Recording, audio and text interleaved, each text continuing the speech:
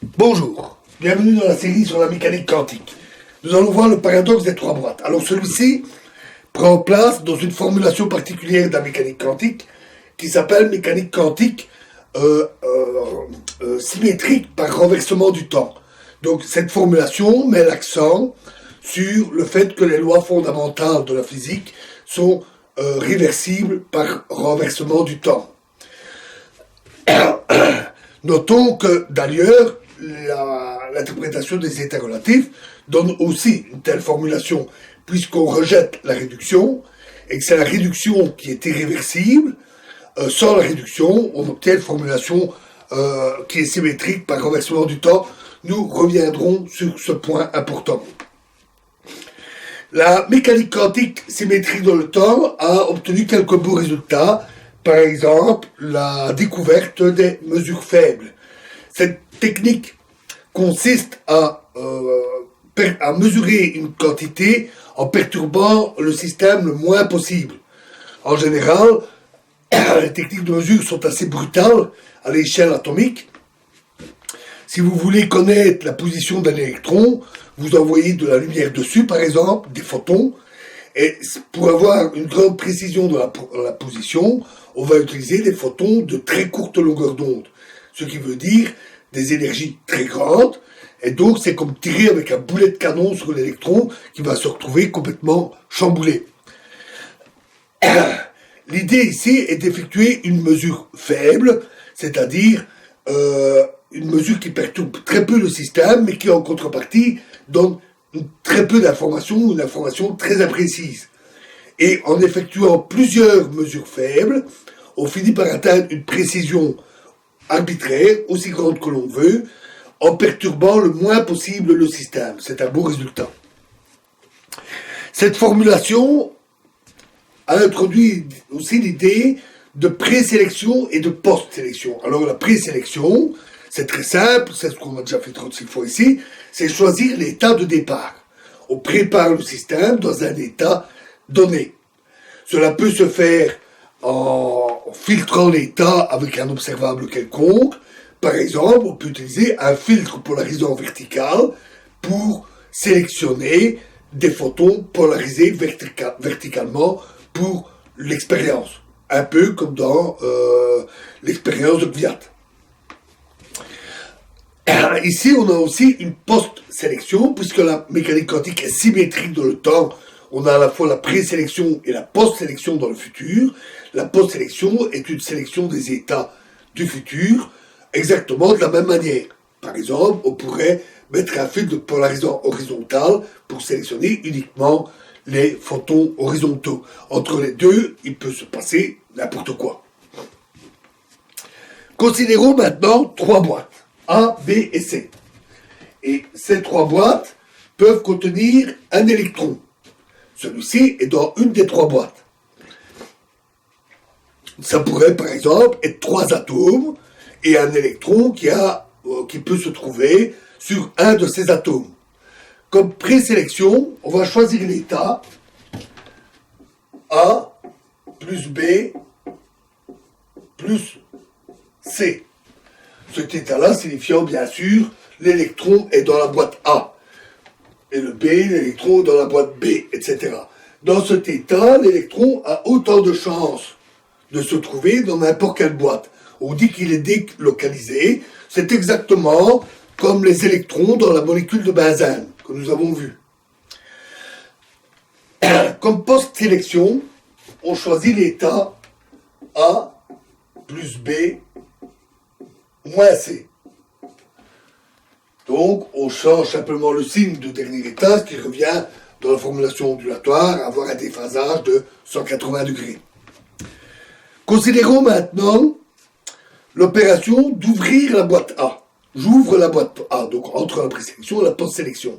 J'ouvre la boîte A, ce qui correspond à une amplitude A fois A plus B plus C. Et évidemment, AB, AC, ça vaut 0. Ces événements sont mutuellement incompatibles.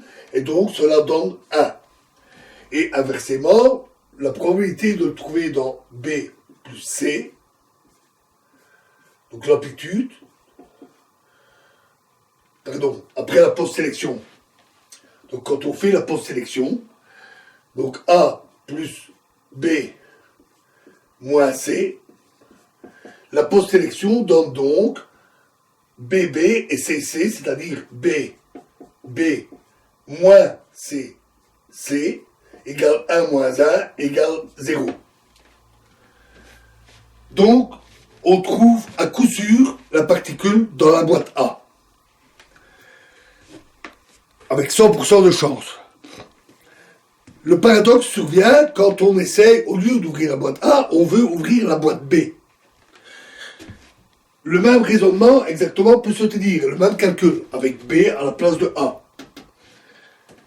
Et dans ce cas-là, on trouve aussi que la particule a 100% de chance d'être dans la boîte B quand on l'ouvre. Voilà qui semble paradoxal. On a les trois boîtes, et que j'ouvre la boîte A ou la boîte B, j'ai 100% de chance d'y trouver la particule. On est habitué aux étrangetés de la mécanique quantique, mais c'est quand même assez étonnant. Alors, en soi, y a-t-il paradoxe? Mais non, justement, à cause des curiosités de la mécanique quantique, parce que ce raisonnement est contrefactuel. Je dis, par exemple, j'ouvre la boîte B, et donc je trouve l'électron, ce qui est paradoxal, parce que si j'avais ouvert la boîte A, j'y aurais trouvé l'électron. Mais l'expérience, je ne l'ai pas réalisée, c'est la boîte B que j'ai décidé d'ouvrir. Donc, c'est un raisonnement contrefactuel, qui peut être erroné. Il y a malgré tout quelque chose de paradoxal, puisqu'on a dit qu'après présélection, l'électron a autant de chances d'être dans chaque boîte. Probabilité d'être dans la boîte A, 1/3. Mais quand j'ouvre la boîte A, là, j'ai 100% de chances de l'y trouver, ce qui paraît contradictoire. Alors pour y voir plus clair, voyons un peu ça avec les états relatifs. Donc au départ, on a cet état-là. Et on va considérer l'opération d'ouverture de la boîte A. On peut dire que PA, c'est l'état, j'ouvre la boîte A et j'y trouve l'électron. Et l'état PA bar est, j'ouvre la boîte A et je n'y trouve pas l'électron. Donc, après l'opération d'ouverture, on va avoir PA A plus PA bar B plus C, puisque dans ce cas-là, il n'est pas dans la boîte A, il est donc dans une des autres boîtes. Donc on passe de cet état-là à cet état-là. Maintenant, j'effectue la post-sélection. Donc, PF est l'opération, j'effectue la post-sélection de cet état-là. Et PF bar, c'est tous les états qui ne sont pas post-sélectionnés. Donc tous les états qui sont orthogonaux à ceux-ci.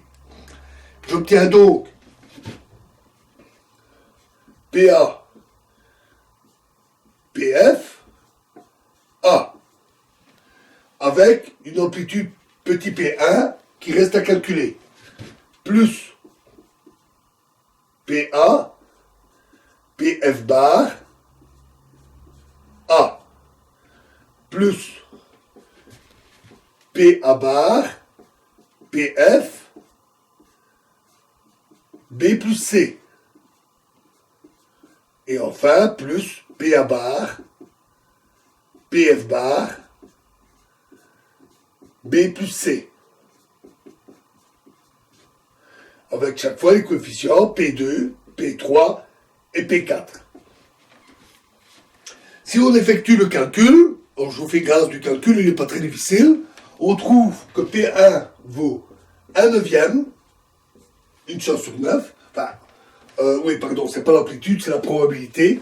Donc le carré de P1 c'est 1/9, P2 c'est 2/9, P3 c'est 0, donc cet état-là ne peut pas se produire, et P4 vaut 1 sur 3, une chance sur 3.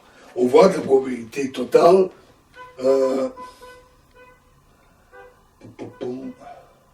Oui, mes états ne sont pas normalisés, donc c'est pas grave. On obtient 1 neuvième, 2 neuvièmes, 0 et 1 tiers. Et donc, l'état final, en négligeant les PI, les P1, P2, P3, P4 pour que ça soit plus léger, je vais même ne pas mettre les barres, j'obtiens PAPF, état A, plus PAPF bar, état A, plus PA bar, PF bar, B plus C. Et donc, ça c'est l'état relatif final. Mais on effectue une post-sélection, c'est-à-dire qu'on exclut les états qui ne correspondent pas à ça, et c'est-à-dire PF bar. Et donc, on exclut ceci. Et donc, on exclut volontairement le résultat, je trouve l'électron dans les boîtes B ou C. Donc, en quelque sorte, on force le paradoxe. Avec la pré- et la post-sélection, ça revient à dire, je prépare le système, je mets les particules au hasard dans une des 3 boîtes, j'ouvre la boîte A, si je ne la trouve pas l'électron dedans, je rejette mon expérience et je recommence. Jusqu'à ce que je la trouve dans la boîte A. Et alors je dis, regardez, je l'ai trouvé dans la boîte A. Donc, ça paraît vraiment très artificiel. En fait, dans la mécanique quantique symétrique de le temps, on considère sur un pied d'égalité pré- et post-sélection, ce qui a un parfait sens dans cette formulation. Et donc, ce qu'on dit dans cette expérience, c'est si la présélection et la post-sélection sont respectées, alors l'ouverture de la boîte A donne la particule de la boîte A. Ce qui est tout à fait logique, ce qui est tout à fait correct. Et même pour B aussi. Elle dit aussi, alors l'ouverture de la boîte B donne la particule B. C'est correct. Mais on sélectionne des histoires. On sélectionne des histoires en disant, je pars d'un état et je prends un état final et je les choisis. Je choisis le passé, mais je choisis aussi le futur. Je trouve ça assez trompeur. Alors, ne nous trompons pas, cette formulation est parfaitement rigoureuse. Elle n'est pas très utilisée, elle n'est pas très connue, elle n'est pas facile à trouver sur Internet. Mais elle est très rigoureuse, tout à fait correcte, mais elle est délicate d'utilisation à cause de ça. Ça peut être trompeur. Donc, il vaut mieux l'éviter et je ne détaillerai pas plus cette formulation. Mais ce paradoxe est quand même assez amusant. Hein. Si vous jouez au bonneto, hein, vous savez, les 3 pots avec un petit poids en dessous des pots et qu'on tourne comme ça et qu'on demande à quelqu'un de choisir, il vaut mieux éviter dans cette situation-là. Sinon, chaque fois qu'il va retourner un pot, il va trouver le petit poids. Voilà. Donc, voilà pour le paradoxe des 3 boîtes. Alors, dans la prochaine vidéo, nous verrons la dernière expérience. Nous verrons une expérience de pensée particulièrement intéressante appelée paradoxe de Hardy. Je vous remercie.